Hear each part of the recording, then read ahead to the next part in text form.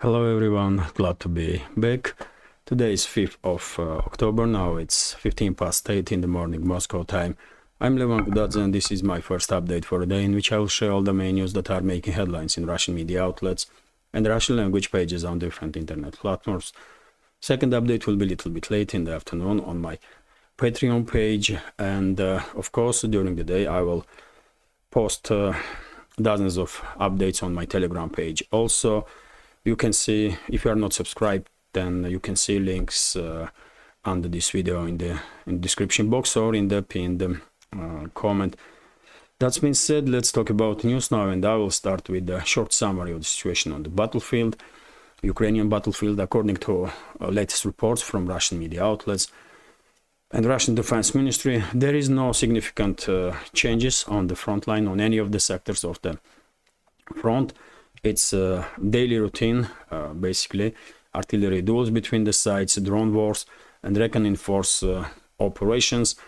No changes that will, in the scale that will influence overall situation on any of the sectors. During the previous night, Russian armed forces conducted yet another missile and drone strikes on military and logistical infrastructure of Kyiv regime, and I did share this information on my Telegram this morning. So according to reports from a number of sources, last night the Russian armed forces attacked the military and logistics infrastructure of Zelensky's regime in a number of directions, including the port cities of Odessa region, as well as Kharkov direction, Dnipropetrovsk, Kherson, Nikolaev, Kryvyi Rog, and Mirgorod. Mirgorod is Poltava region, if I'm not mistaken. During the day, probably we will learn some more information about night strikes, and of course I will share this additional news in next updates. So this is it for short summary of the situation on the battlefield. Even though some military experts are predicting a significant increase in activity on the front line in upcoming days and weeks, I have different reading of big picture, and in my understanding, operational pause that we see for quite a while now will hold at least before winter time, when Russian armed forces will begin decisive to conduct decisive actions, large-scale offensive operations, not just in the northern sectors of the front line, but on the southern sectors also.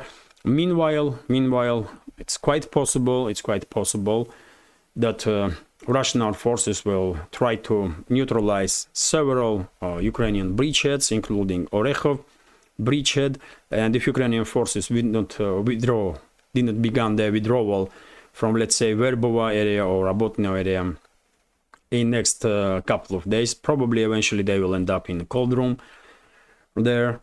And it's quite possible that Russian forces will conduct these local-scale offensive operations in southern flank of Donetsk sector and in South Donetsk sectors of the front line to neutralize Ukrainian grouping of forces in this salient between Ugledar and Krasnogorovka or Avdiivka. But yet again, this is local scale military operations. When it comes to some decisive actions, in my understanding, we will see such a large-scale operations in the winter time from Russian armed forces. And when it comes to Ukrainian militaries, in my understanding, at this point, Ukrainian armed forces is more or less capable entity, non-existent. It's only poorly managed, poorly armed, poorly trained, some armed groups of mainly forcefully mobilized reservists that don't really know what to do on the battlefield, and that's why I don't think Ukrainian side or Kyiv regime will ever be able to pull off any successful large-scale offensive operation. Not now, not ever. Ukrainian armed forces are done, basically. That's it. And but meanwhile, of course, so we will probably see some local scale skirmishes. We will see some media operations from Kyiv regime, like we did see yesterday, for example, when sabotage group of Ukrainian forces did try to conduct some media operation in direction of Tarkhan Kut Cape on Crimean Peninsula. But of course, this type of actions would not influence overall situation in a zone of special military operation. This is it for a short summary of the situation on the battlefield. There are plenty of other news that I want to share with you. And before I continue, let me note that this project with several channels, including this one on YouTube, Rumble, and Telegram, exists solely thanks to support of members of our community, and I will be immensely grateful if you will also consider to support my work through with small donations through PayPal, Buy Me a Coffee, or by subscribing to my Patreon page. You can see links under this video in description box or in the pinned comment. That's being said, let's continue with some other news. And TASS news agency is reporting that in several areas of Kursk region, several settlements end up being without electricity as a result of Ukrainian drone strikes. According to governor of Kursk region, Roman Starovoyt, engineering groups are working to restore supply of electricity to these settlements, and in next several hours issue probably will be resolved. But unfortunately Russian air defense systems didn't manage to shut down all the drones that were heading towards Kursk region, and it seems like several of them did manage to go through air defense systems. It's only in reports of Kyiv regime you can see stuff then when they are destroying 100% of aerial targets. In reality, even best air defense systems are unable, unfortunately, to deal with 100% of aerial targets, and time to time some missiles and some drones are managing to go through Russian air defense systems, for example. But anyway, let's continue. RIA Novosti is reporting that Russian armed forces did establish full control over their islands in delta of the Dnieper River. This is Kherson region, by the way, Kherson direction. And as I reported many times before, Russian and Ukrainian sides are constantly fighting for control over these islands on the Dnieper River and delta of Dnieper River. And according to latest reports, Russian side established full control over the islands in the delta of the Dnieper. Although on upstream of this river, there are quite a few islands that are controlled by Ukrainian forces. At the same time, some Ukrainian units are on the left bank of the Dnieper River, also on some small bridgeheads that are constantly under Russian artillery and aviation fire. As I said, dear friends, even though 2 or 3 weeks ago I was myself predicting that it's possible that Ukrainian side will try to conduct mass crossing of Dnieper River simultaneously with second wave of counteroffensive on Zaporozhye and Donetsk sectors of the front line. But as time go by and rainy season basically began, at this point I think it's too late for Kyiv regime to conduct such operations, and more than that, I don't think Ukrainian forces did manage to concentrate enough manpower and military equipment in these 3 sectors, Kherson, Zaporozhye, Donetsk, to conduct such a large-scale offensive operation. So that's why I think there will be no more Ukrainian counteroffensives, large-scale counteroffensives, no second waves, no nothing.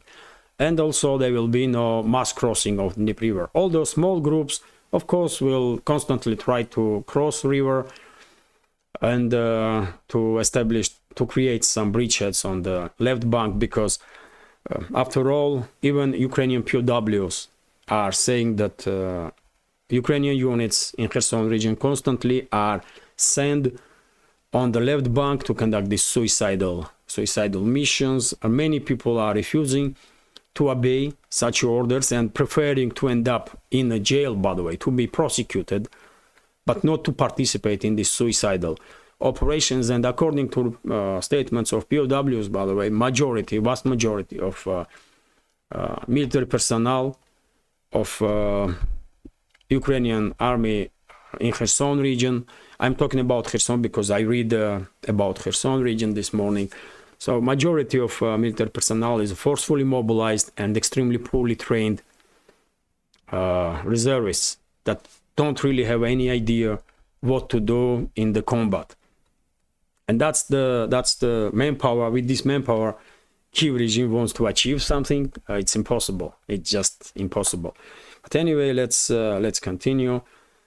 And next news is about statements of Denis Pushilin, head of DPR, Donetsk People's Republic. RIA Novosti is reporting that head of DPR made several interesting statements while he was guest on Solovyov Live show, one of the biggest internet platform in Russia. And during conversation, Denis Pushilin did said that Ukrainian side is saving armored vehicles for autumn counteroffensive. And well, I have to disagree with Denis Pushilin because my reading of big picture is significantly different. I think Ukrainian side is forcing their military personnel to conduct these local scale offensive operations in feet because they just don't have enough armored vehicles. That's it, by the way. Russian side destroyed vast majority of military equipment that Ukrainian side had before a special military operation, and vast majority of military equipment that was delivered to Zelensky's regime by NATO member states. That's the only reason why Ukrainian infantry is forced to conduct these suicidal local-scale offensive operations without cover or support of armored vehicles. There are still some instances, and yesterday I did share on my Telegram page also videos when it's at some areas Ukrainian military is still using military equipment that is entering battle and are blown up almost in the minutes. But majority of instances, of course, Ukrainian infantry is attacking on feet without any cover or support of armored vehicles. And you should see, by the way, videos of Russian military personnel after such clashes. Russian military personnel is shocked that these people, these Ukrainian soldiers, are sent wave after wave in these suicidal offensive operations because they obviously have no chance to achieve anything. They are just dying on the front line in hundreds and in thousands. It's pure madness.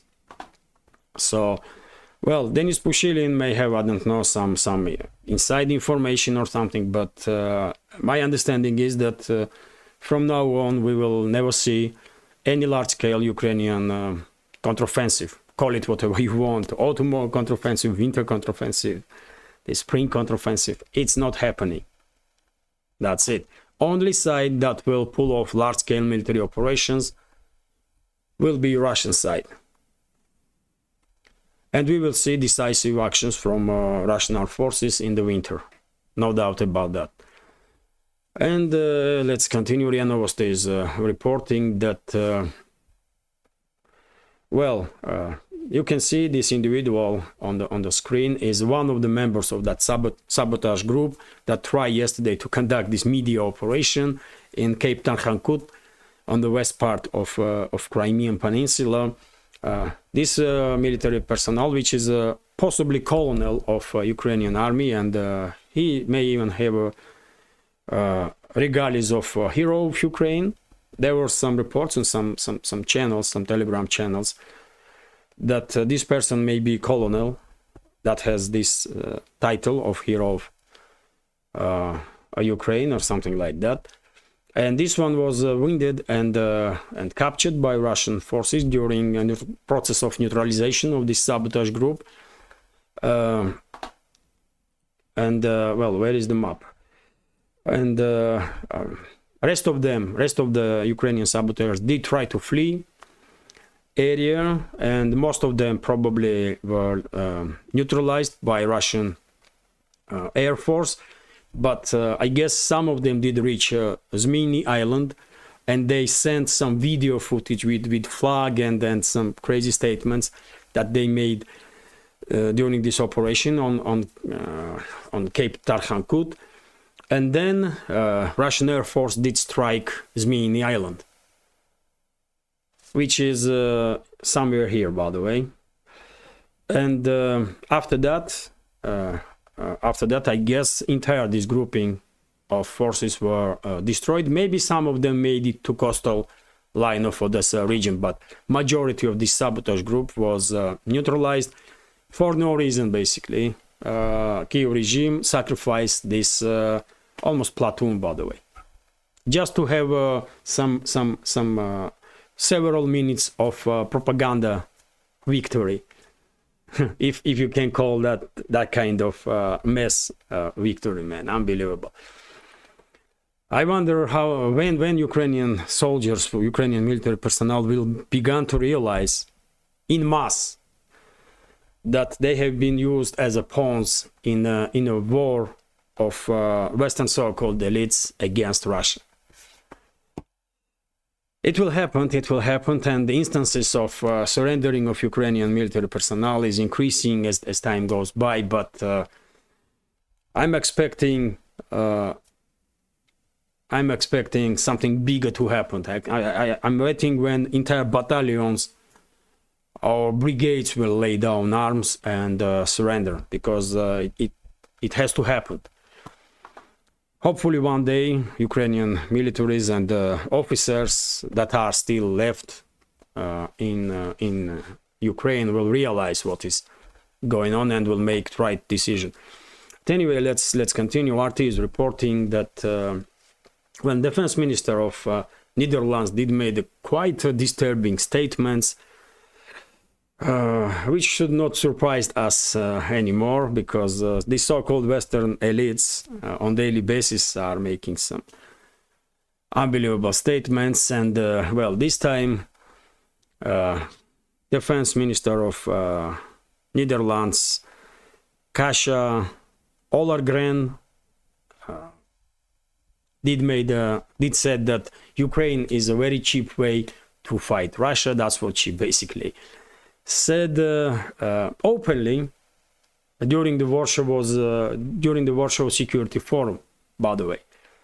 She said that openly, that they are using Ukraine to fight Russia, the so-called Western elites, and it's a cheap way to do so.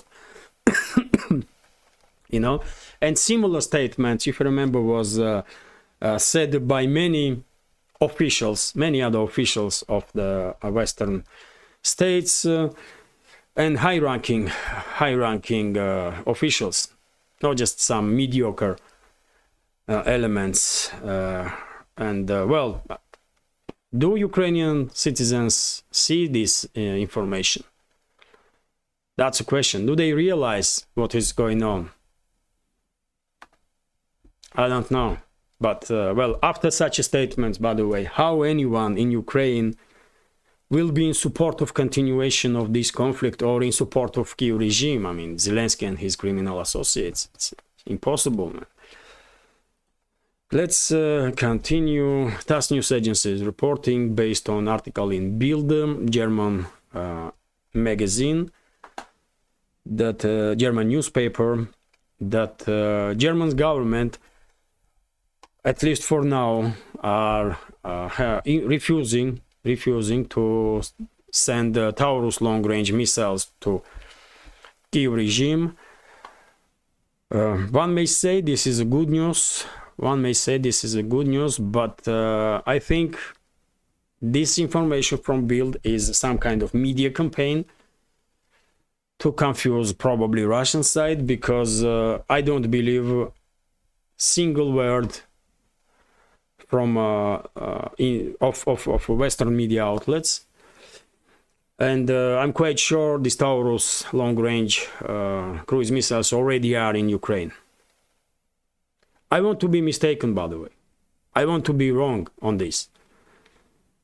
And I want to see some principal actions, principal steps from Scholz government, that they will no longer escalate with Moscow. But no, it's impossible, man. Scholz is a puppet of Washington and London, and he will do whatever he is told to do. And that's why I think it's only a matter of days now when Biden in the US and Scholz in the Germany will make an announcement that they made decision to deliver long-range weapons. In case of US, it's ATACMS long-range missiles. In case of Germany, it's Taurus long-range cruise missiles. And once this announcement will be made, we will know for sure that these weapons already are in Ukraine. And I'm quite sure these weapons already are in Ukraine. I don't believe this article of the Bild, but I want to be wrong.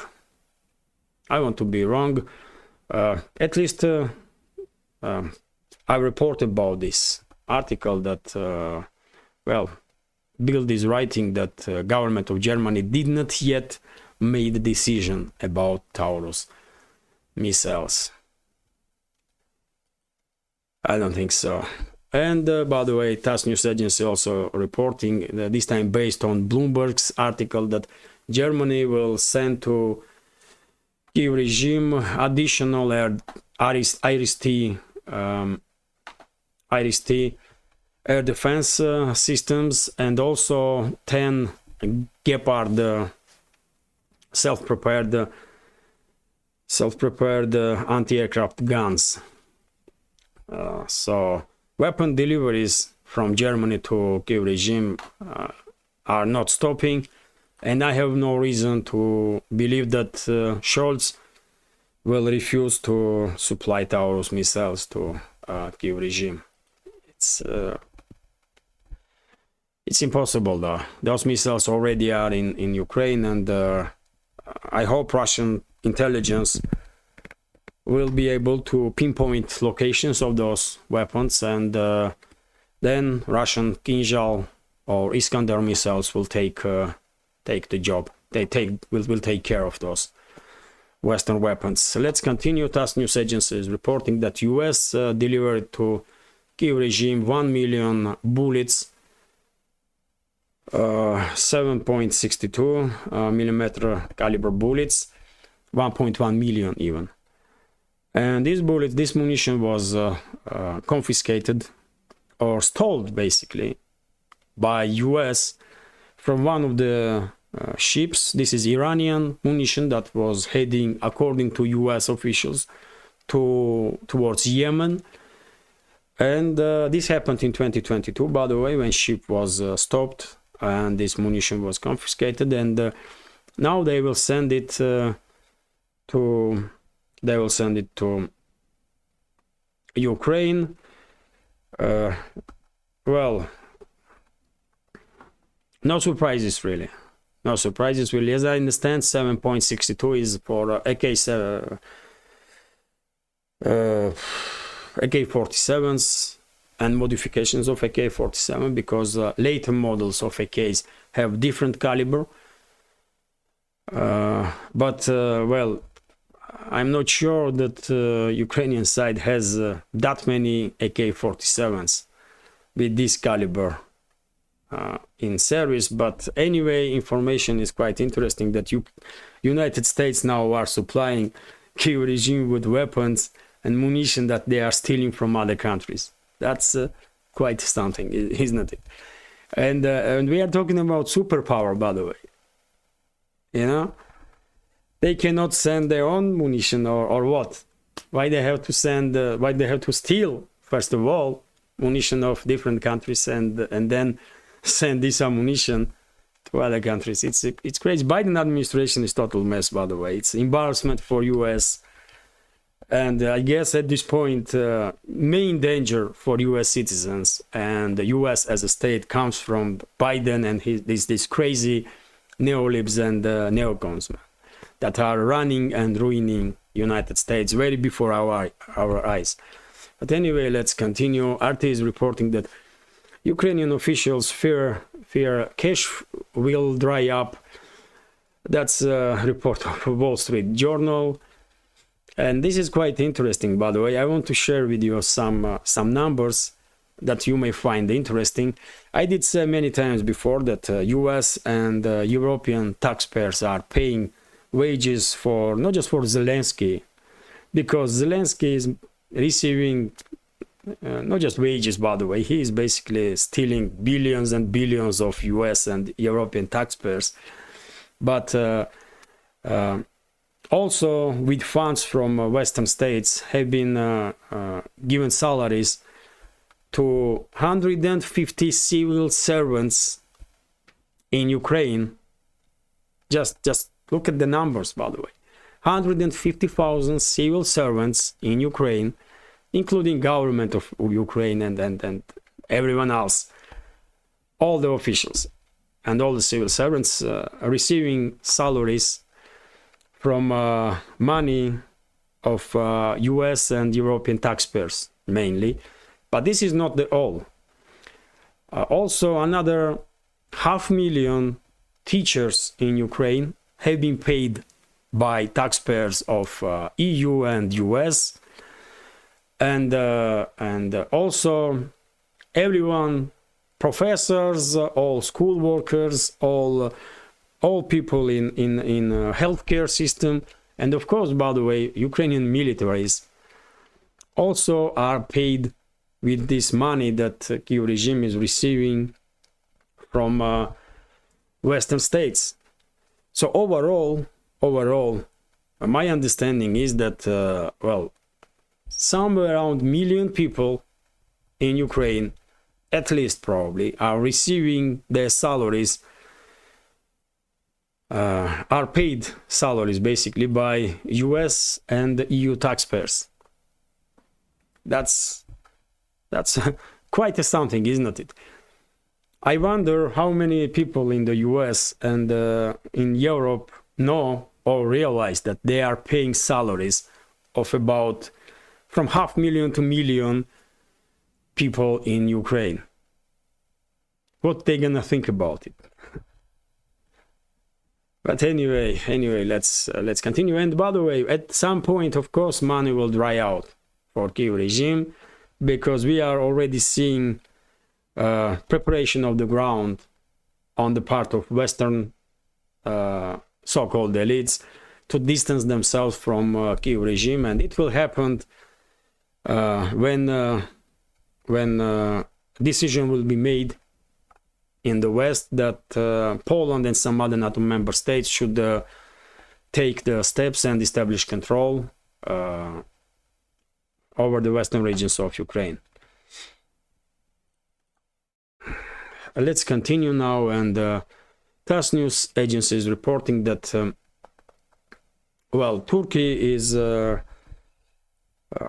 quite active, still active by the way, and trying to play some peacekeeper's role in terms of Ukrainian crisis, and maybe in October there will be some summit in conference in Istanbul, and several states will be invited already. Jake Sullivan, advisor in national security issues for Biden, was invited, some other high-ranking officials, but Russia is not invited.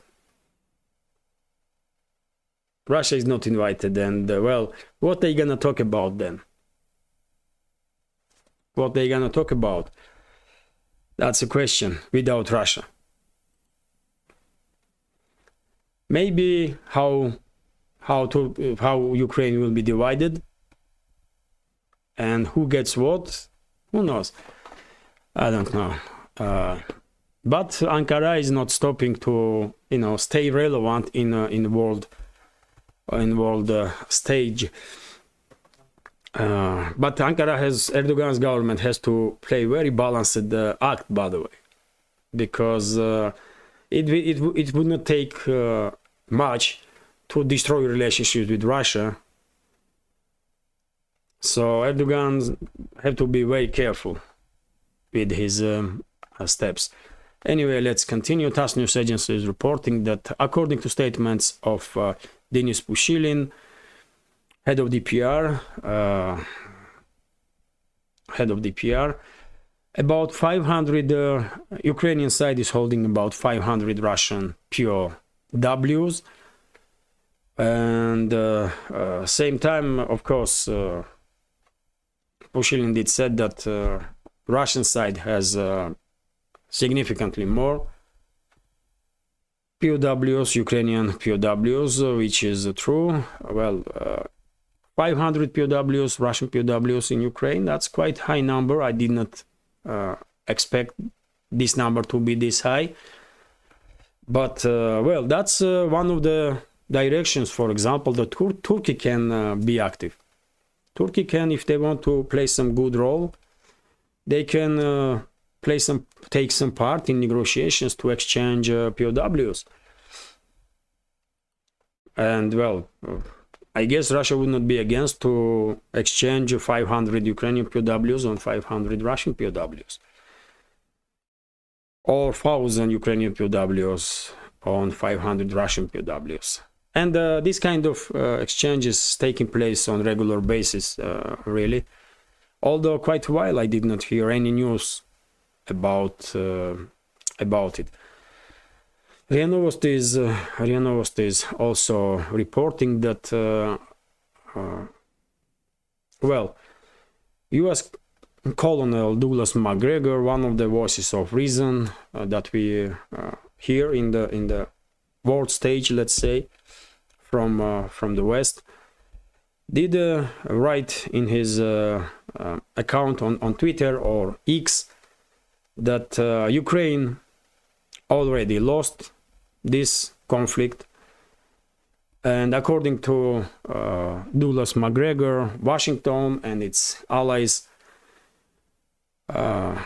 basically Washington and its allies ran out of munition, ran out of military equipment, and also they are running out from internal support of deliveries, military and financial deliveries to Kiev regime, and therefore Ukrainian armed forces already lost and have no chance to basically achieve anything, which is correct. I'm not sure about West is running out munition and military equipment.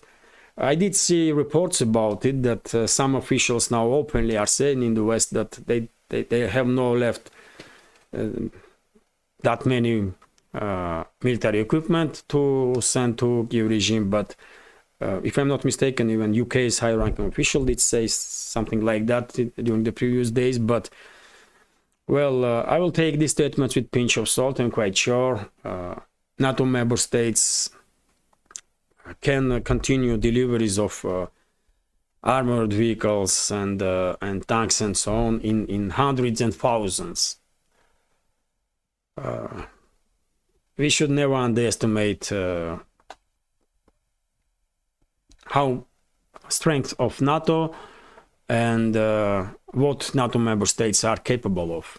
And I don't think, even though I'm quite sure the Ukrainian army has already lost and never had any chances really from begin with, but I will take with pinch of salt these statements that circulating nowadays that Western world did run out of munition or military equipment, or running out to continue their support of Kiev regime. It's just, once again, this type of statements is once again preparation of the ground to distance themselves from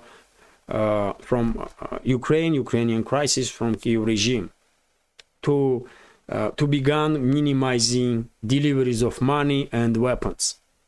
And that's why these kind of statements are made, I guess, from high-ranking officials. And I guess Colonel McGregor is basing his statements on this information of officials from Western states. This is just an attempt, one more attempt to distance themselves from to prepare ground, basically to distance themselves from Ukraine when time is right. But when it comes to weapons, I'm quite sure NATO member states do have plenty of weapons, by the way, more than enough. And RT is reporting about this protest action that took place in Germany yesterday.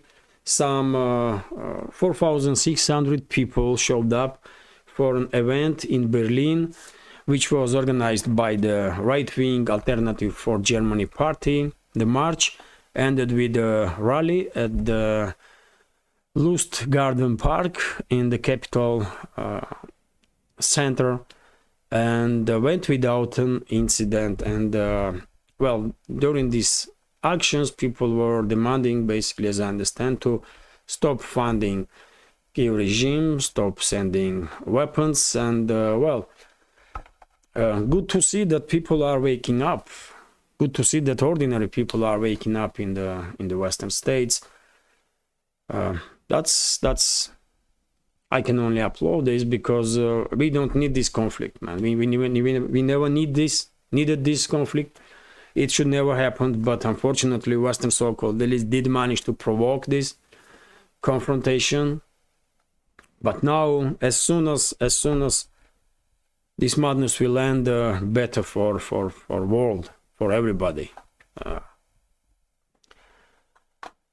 And to end this conflict, one of the ways, of course, is to stop financing and sending military equipment to Kiev regime, undoubtedly.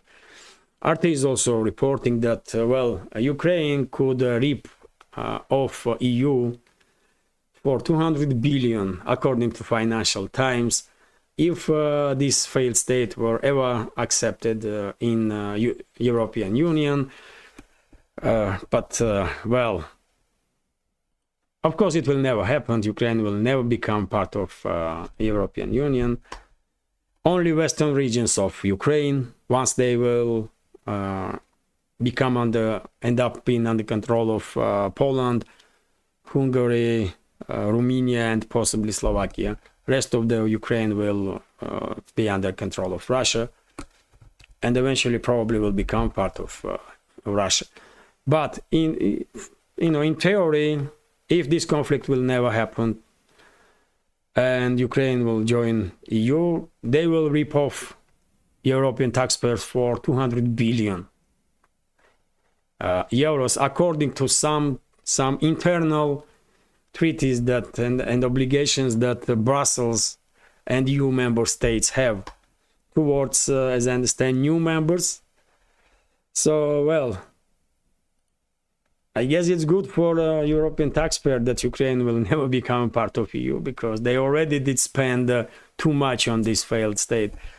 But anyway, let's continue. Artis, how long is this video? 38 minutes. Okay, just the headlines. So South Korea warns North Korea about end of regime. This statement was, statements towards North Korea that regime will end if North Korea will ever even try to use nukes. This statement was made by Defense Minister of South Korea. This is second time in last 2 weeks, if I'm not mistaken, when high-ranking officials in South Korea are making such statements. First was President of South Korea, now Defense Minister, and well, what the heck's going on, really? North Korea had never threatened South that they will use nukes. So why these statements have been made in Seoul? What is behind this escalation from South, and why they need this? I don't know, man. But something dodgy is going on for sure.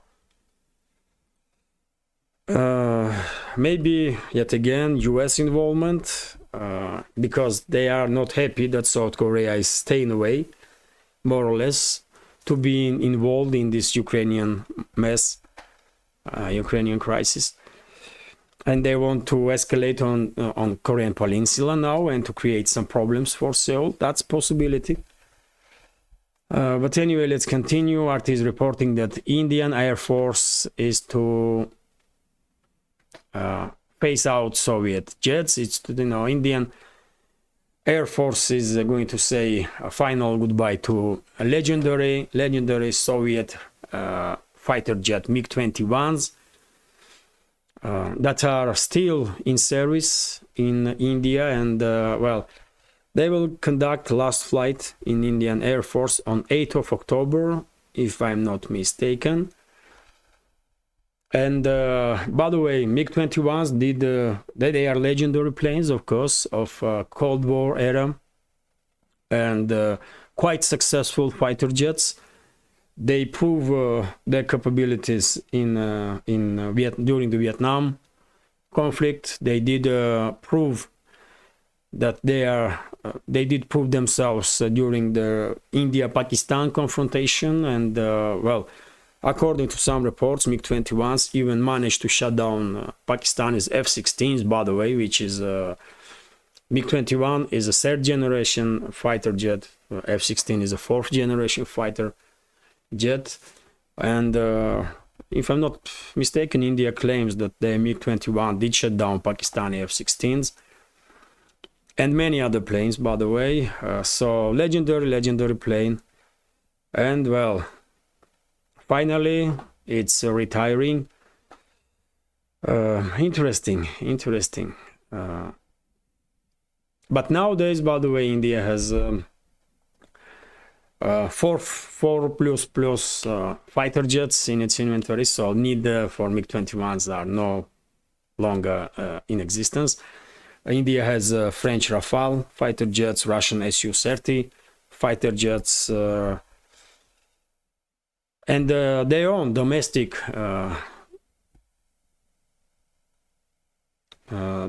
fighter jets. Name is Tejas, if I'm not mistaken. I guess it's a Tejas. Yes, the Tejas fighter jets. That's how those fighter jets are look. So yes, there is no need for MiG-21s, I guess. This legendary plane finally will retire. And let's continue. TASS news agency is reporting that well, yesterday, by the way, President of Azerbaijan Ilham Aliyev did made a statement that he will not go to Spain in Granada, where meeting supposed to take place with participation of Azerbaijan, Armenia, also France, EU, and Germany, if I'm not mistaken. Well,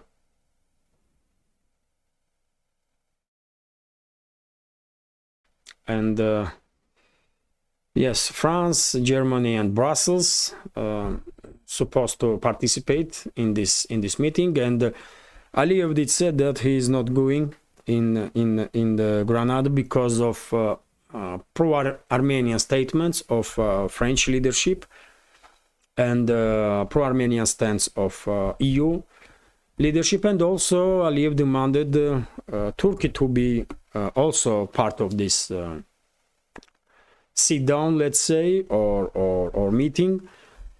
President of Turkey Erdogan, and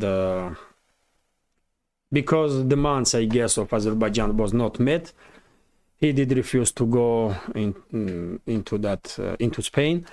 And Pashinyan, Prime Minister of Armenia, did react on this, and he said that he was ready, and he is ready, to sign a peace treaty on behalf of Armenia with Aliyev and Azerbaijan, and he is sorry that leader of Azerbaijan made decision to not go into that conference.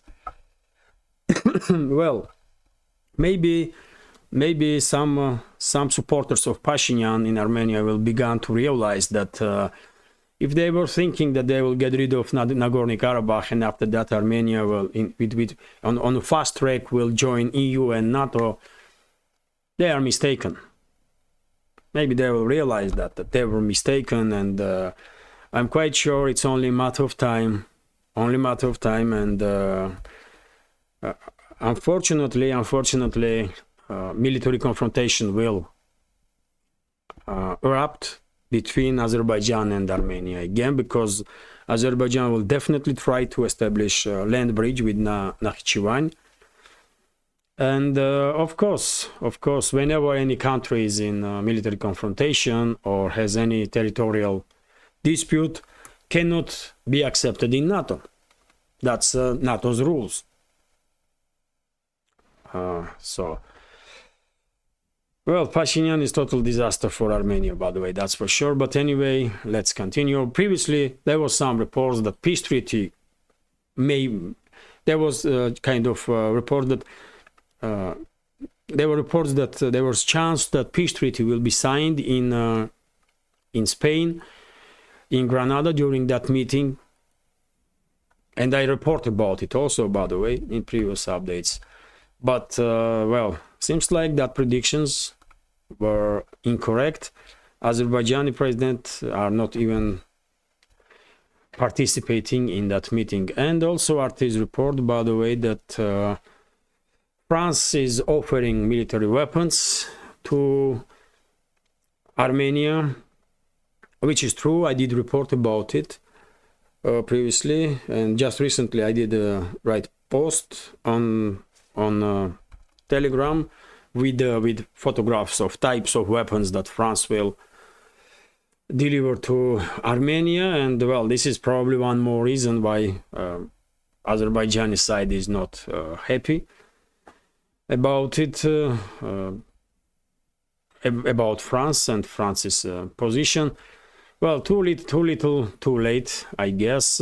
France may provide some armored vehicles to Pashinyan, but at this point it will probably change nothing.